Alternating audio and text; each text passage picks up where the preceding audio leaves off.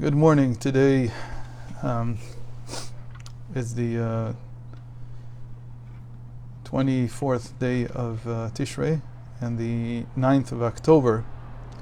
I wanted to continue directly with the second reading of Parashat Bereishit, the first parsha, but have to say something a little bit about where we are now, about 48 hours after the worst pogrom, there's no other word for it, that has been done to Jews in this world for 75 years or 80 years. The most Jews killed for being Jews in one day since the Holocaust. And the situation here is more complex in some ways, especially because the enemy that did this has also taken many hostages, talking about 150 of them. But as usual, these things are not new, and they already existed 3,500 years ago. So 3,000 years ago. So I want to read a few verses from 1 Samuel chapter 30. And these words are incredibly pertinent to today, to this time. And this evening at, I believe it's 7 p.m. Pacific time, 10 p.m. Eastern time, I'll be presenting a little bit about this with my colleagues. Yeah, it'll be on a Zoom channel, and I'll put the link in the comments section. So, 1 Samuel chapter 30 reads like this: By the time David and his men arrived in Ziklag, so we're talking about King David and his men. This is before he becomes the king, and he had a town in the around where Gaza is today, a town called Ziklag, and that town was a Jewish town, and there he had kept his wives and many of his children while he was being chased by Saul. So by the time they arrived in Ziklag on the third day, the Amalekites had made a raid into the Negev and against Ziklag. It's much the same description. They had stormed Ziklag and burned it down. They had taken the women in it captive, lowborn and highborn alike. They did not kill any, but carried them off and went their way. Of course, they did kill all the men because there was no other way to capture the women. When David and his men came to the town and found it burned down, and their wives and sons and daughters taken captive, David and the troops with him broke into tears until they had no strength left for weeping. David's two wives had been taken captive, Ahinoam, Jezreel, and Abigail, wife of Nabal from Carmel, who we actually talked about during the 10 days of Tshuva. David was in great danger, for the troops threatened to stone him. For all the troops were embittered on account of their sons and daughters. This is just human nature. Who's to blame? David, for not placing enough guards, enough of the army that he had to safeguard the sons and daughters. But David sought strength in Havaya, his God, and David said to the priest Aviatar, son of Achimelech, bring the ephod up to me. The ephod is the vest that a prophet or a priest would wear, and it was a sign of being a novice. We also talked about this at some point. When Aviatar brought up the ephod to David, David inquired of the Lord, shall I pursue those raiders? Will I overtake them? So David is using this a little bit like the breastplate of the high priest. It's like, again, like we said, it's being a novice of prophecy. And he answered him, pursue, for you shall overtake, and you shall rescue. So David and the 600 men with him set out, and they came to the Vadi Besor, where a halt was made by those who were to be left behind. David continued the pursuit with 400 men. 200 men had halted, too faint to cross the Vadi Besor. They came upon an Egyptian in the open country and brought him to David. They gave him food to eat and water to drink. He was also given a piece of pressed fig cake and 2 cakes of raisins. He ate and regained his strength, for he had eaten no food and drunk no water for 3 days and 3 nights. Then David asked him, "To whom do you belong and who are you from?" And he said, "I am an Egyptian boy, the slave of an Amalekite. My master abandoned me when I fell ill 3 days ago. We had raided the Negev, and the Negev of Judah, and the Negev of Caleb. We also burned down Ziklag." So he's telling him, "I'm from the group that did this." And David said to him, "Can you lead me down to that band?" He replied, "Swear to me by God that you will not kill me or deliver me into my master's hands, and I will lead you down to that band." So he led him down, and there they were, scattered all over the ground, eating and drinking and making merry because of all the vast spoil they had taken from the land of the Philistines and from the land of Judah. David attacked them from before dawn until the evening of the next day.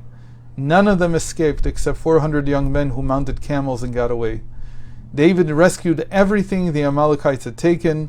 David also rescued his 2 wives. Nothing of theirs was missing, young or old, sons or daughters, spoil, or anything else that had been carried off. David recovered everything. So this is a story that happened 3,000 years ago. It sounds exactly the same. And I'll be talking more about this episode from our history later tonight. I'd like to turn to the first and second readings of Genesis, of Bereishit. And we don't have much time, so I'm going to actually read this from a written version.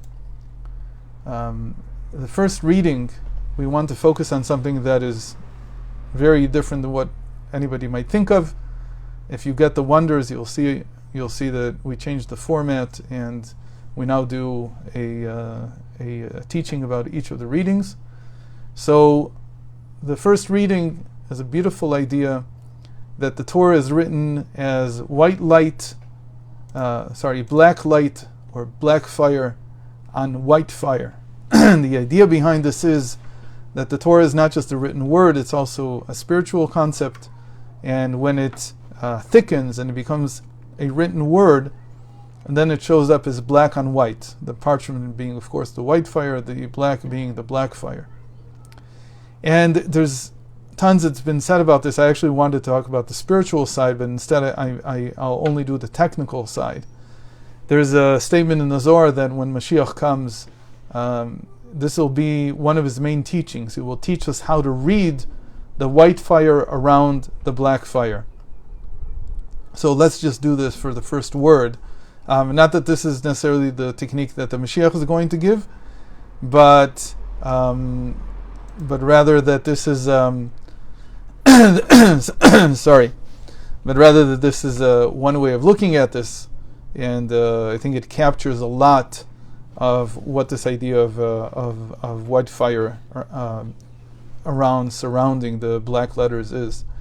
So if we just look at the letters and say that the white fire in between is the gap, so we could say the first letter of the Torah is a bet and the second letter is a resh, and then say the difference between them is 198 because bet is equal to 2 and resh is equal to 200, and so the gap would be 198, but that wouldn't tell us very much because we'd have to look for many, many words that are equal to 198, and there's many options and so on. So really the way to do this is to use what we call ordinal numbering. Ordinal numbering says that the letters from Aleph to Taf, the 22 letters, are given the numbers 1 through 22. So the first letter Aleph is a 1, second is a 2, and so on. Yud becomes 10, like it is, and Kaf is the 11th. And after that, Lamed is the 12th, and Mem is the 13th, and so on. And Taf, the last letter, is 22. So between Resh and Bet, between the first and second letters, so Bet is equal to 2, like we said, but Resh is equal to 20, because it's the 20th letter in ordinal numbering. So 20 minus 2 is equal to 18.